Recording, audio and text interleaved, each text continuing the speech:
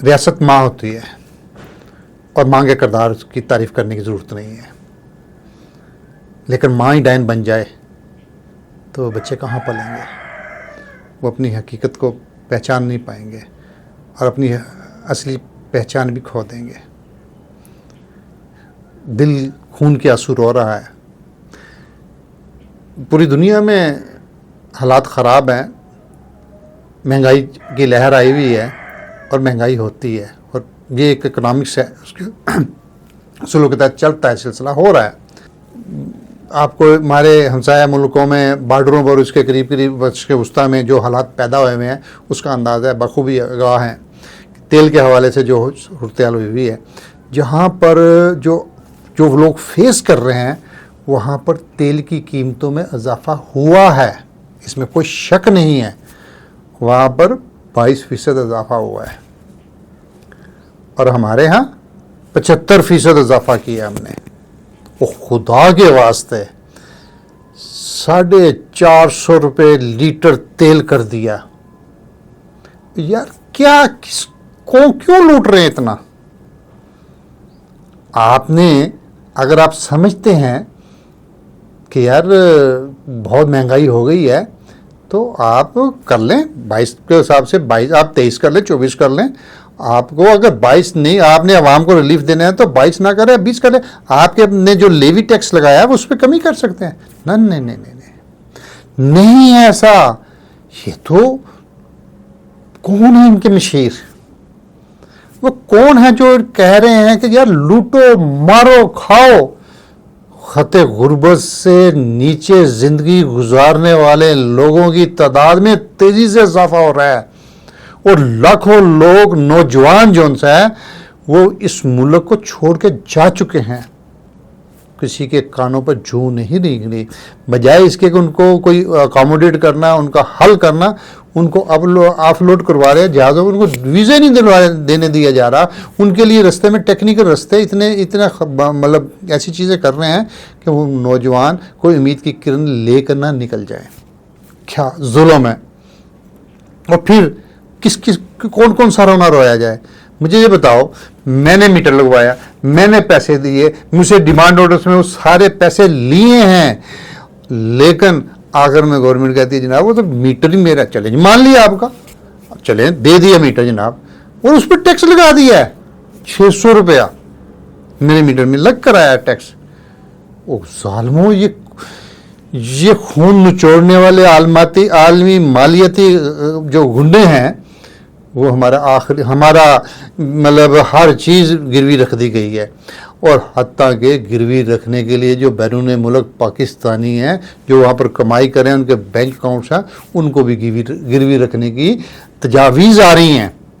اور تجویزوں سے جہاں تک بات آئی ہے جناب، کل تو میرا ہنس بھی رہا تھا اور آنسو بھی نکل رہے تھے کہ کیا مذاق بنا دیا ہے کہ فی بھینس 30 روپے ڈیلی اس پر جناب ٹیکس لگ گیا، اس کے گوبر پر ٹیکس لگ گیا۔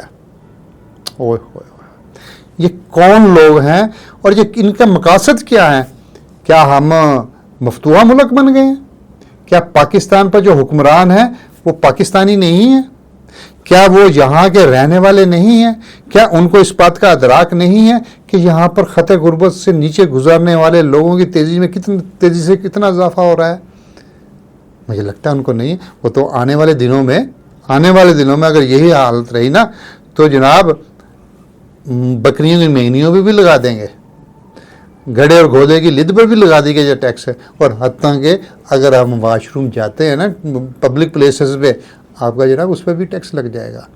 یار خدا کا خوف کرے، رونگٹے کھڑے ہو رہے ہیں کہ ان حکمرانوں نے، اور یہ تو انہوں نے بڑا آسان سا فکرہ رکھا، اور جناب ہم سے پہلے کر گئے تو ہمیں تو ملا ہی تھا، جبکہ ایک کڑی سے کڑی ملائے ہیں، ایک چین بنی ہوئی ہے، یہ خاندان ہے نا، یہ خاندان حکمران، اور ایک روح ہیں کہ جو پیدا اس لیے ہوتی ہیں، اور جو کہتے ہیں ہم نے تو پیدا اس لیے ہوئے کہ ہم نے صرف حکمرانی کرنی ہے، ہم نے نچوڑنا ہے، ہم نے کھانا ہے، ہم نے لوٹنا ہے۔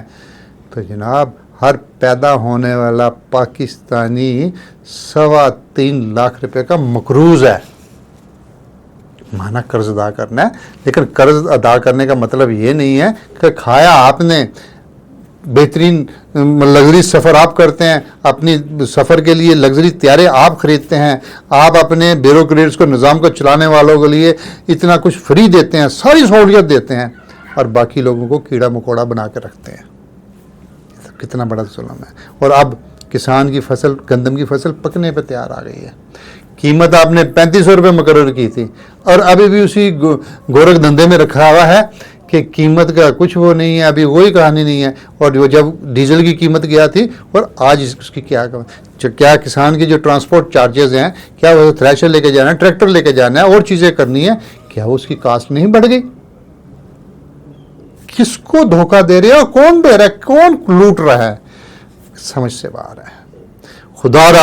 خدارا پاکستان کو اللہ تعالیٰ نے بہت ساری دولتوں سے نوازا ہے، نعمتوں سے نوازا ہے. بہترین موسم ہے، بہترین زمینیں ہیں، بہترین پانی کے ذخائر ہیں، معدنیت کے ذخائر ہیں. لیکن اگر اب پاکستان کے پاس اگر ایک چیز کی کمی ہے، وہ مخلص قیادت ہے، با کردار قیادت نہیں ہے. با کردار لوگوں کو ڈھونڈا جائے.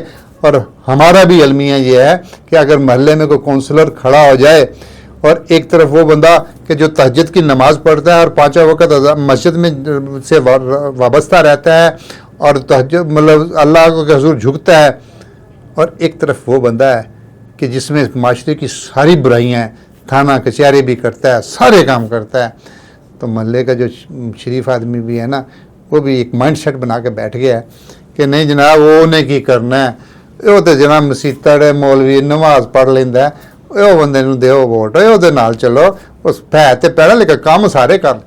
کیا مائنڈ سیٹ بنا دیا گیا ہے، اور یہ مکمل بنایا گیا ہے، اور ایک ترتیب سے بنایا گیا ہے، ایک منصوبہ بندی سے بنایا گیا ہے کہ نہیں، شریف آدمی کا کام نہیں ہے حکومت کرنا، شریف آدمی کا کام مینجمنٹ کم نہیں ہے، شریف آدمی کا کام انتظامی امور سنبھالنا. یہاں تو ایک ذہن بنا دیا گیا، اور جو نچلی سطح پہ اوپر تک لے کے گیا کہ یہاں پر صرف وہ کام کرے گا جو بدماش ہے، جو لچا ہے، جو لفنگا ہے، جو لوٹ کے کھانے والا، جو بے حص ہے، جس کو گھوڑے کھوتے کی تمیز نہ ہو، حلال حرام کا پتہ نہ، صرف وہ کر سکتا ہے. اور اگر آپ ملکی جو سیاسی پارٹی ہیں، اگر ان کے نمائندوں پر آپ ذرا تائرانہ نگاہ تو ڈالیے، آپ ان کے کارروائیاں تو دیکھیے، ان کے کارنامے تو دیکھیے، ان کی شخصیات کے ساتھ دیکھیے، کیا وہ اس تناظر میں پورے نظر نہیں، وہ شیشے میں نظر نہیں آ رہے ہیں. تو میرے پاکستانیوں، ایک نعرہ بلند کیجیے، ایک آج کے بعد ایک طے کر لیں کہ ہم نے با کردار لوگوں کو لانا ہے، معاشرے کے بہترین لوگوں کو لانا ہے. وہ با کردار لوگ آپ بھی ہیں، آپ کے گھر میں، آپ کے محلے میں سب لوگ بیٹھے ہوئے ہیں، لیکن آپ نے اس ہیرے کو چھپا کر رکھا ہوا ہے. آپ نے نہیں. آج ملک میں اس وقت سب کچھ موجود ہے، لیکن با کردار صالح قیادت موجود نہیں ہے. آپ کے ملک میں بار بار اس بات کو کہہ رہا ہوں کہ با کردار صالح قیادت موجود نہیں ہے. ابھی ایک یورپین کنٹری کے ایک ملک نے کہ وزیر اعظم نے چارج دیا ہے دوسرے وزیر اعظم کو، اور وہ جاتی دفعہ اپنی سائیکل پر بیٹھ کر جا رہا ہے. وہ مسلمان تو نہیں ہے، لیکن حقوق العباد کے حوالے سے وہ بنیادی باتیں ساری انہوں نے اپنائی، اور معاشرے زندہ ہی ہوئے رہتے ہیں جہاں پر حقوق العباد کا خیال رکھا جائے، اور جہاں پر لوٹ کھسوٹ ہو، جہاں پر اقربا پروری ہو، اور جہاں پر خاندانوں کو نوازا جائے، جہاں پر گروپوں کو نوازا جائے، جہاں پر چوروں ڈکیٹوں کی ان پر پردہ پوشی کی جائے، اور غریب کو مارا جائے، اور اس کے نچوڑا جائے، اس کے میٹروں پر ٹیکس لگا دیا جائے، اس کے پٹرول کی قیمتوں میں بے اضافہ کر دیا جائے، کسان کی گندم کو اس کو پیسے نہ کمانے دی جائے، اور اس کی فصل کی قیمت نہ ہو، اور اس کے زرعی انپٹس کے کاروبار کرنے والوں کو بے پناہ چھوٹ دے دی جائے. شوگر ملیں کیا کرتی ہیں؟ وہ کتنا پیسہ کماتی ہیں؟ اب بھی انہوں نے پیسہ کمایا ہے، خوب کمایا ہے، اور اب بھی جناب وہ کہہ رہے ہیں کہ خود ہی وہ فیصلہ، وہی کابینہ، وہی لوگ ہیں، سب کچھ ہے. پریس کانفرنس کر دی ہے کہ جناب 15 لاکھ ٹن جنسی ہے نا، ہم نے چینی فالتو پیدا کی ہوئی ہے، اس سے ملک کو اتنا ریونیو ملے گا، ہمیں باہر بھیجنے دو. اور پھر ابھی خوراک کا بحران دوسرے ملکوں میں آنے والا ہے، آپ نے چاول بھی یہاں سے بھیج دینا ہے، آپ نے انہوں نے چینی بھی بھیج دینی ہے، اور پھر یہاں پر پاکستان میں مطلب خدا کے لیے وہ اللہ وہ وقت نہ لائے جب انہوں نے چینی بھیجنی ہے، انہوں نے چاول بھیجنے ہیں، انہوں نے گوشت بھیجنا ہے، انہوں نے مرغی بھیجنی ہے. یہ ساری خوراک کی چیزیں باہر کے ملکوں میں انہوں نے بھیج دینی ہے، اور مہنگی قیمت پہ بھیج دینی ہے. پھر پاکستان میں نہ بھوک کا ننگا ناچ ہوگا.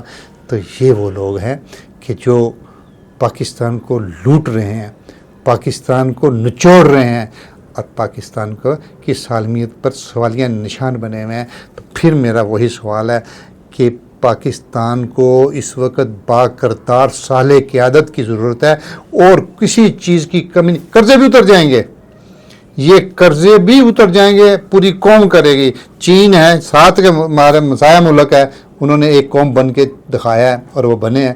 لیکن مصیبت یہ ہے یہاں پر قوم نہیں بننے دیا جاتا. ہر ایک نے اپنے اپنے پتے رکھے ہوئے ہیں. کہیں پر سنی کو استعمال کیا جاتا ہے، کہیں پر شیعہ کو استعمال کیا جاتا ہے، کہیں پر اہل حدیث کو استعمال کیا جاتا ہے، کہیں پر کسی کو لبرل کو استعمال کیا جاتا ہے، کہیں پر کسی کو نون کے نام سے استعمال کیا جاتا ہے، کہیں پر میم کے نام سے استعمال کیا جاتا ہے. سارے پتے رکھے ہوئے ہیں کہ صرف پاکستانی قوم ایک قوم نہ بن سکے. خدا کے لیے ایک قوم بنے. ایک نبی ہے، ایک رسول ہے، ایک رب ہے اور ایک قرآن ہے. تو پھر بھی اس کے باوجود ہم تفرقوں میں پڑ گئے ہیں. تو یہ ہمارے لیے زہر قاتل ہیں. اسی بات سے مجھے اجازت دیجیے. اللہ تعالی ہم سب کو اپنی امان میں رکھے. بس میں ایک ہی بات کہوں گا کہ خدا کے لیے صالح قیادت ڈھونڈو، با کردار لوگوں کو آ کے لاؤ. وہی آپ کی کامیابی، کامرانی اور کی ضمانت ہیں. باقی لوگ آپ کا اگر قیمت 22% بڑھے گی تو وہ جناب 75% بڑھا لیں گے. یہ کیوں کہ انہوں نے اپنی نسلوں کو پالنا ہے، انہوں نے سب کچھ اپنے مفادات کرنے ہیں. تو اس کی آڑ میں واردات ڈالیں. یہ باریک وارداتیں اربوں روپے کی ہیں. اللہ تعالی ہم سب کو اپنی ایمان میں رکھیے. کسان زندہ باد، پاکستان پائندہ باد.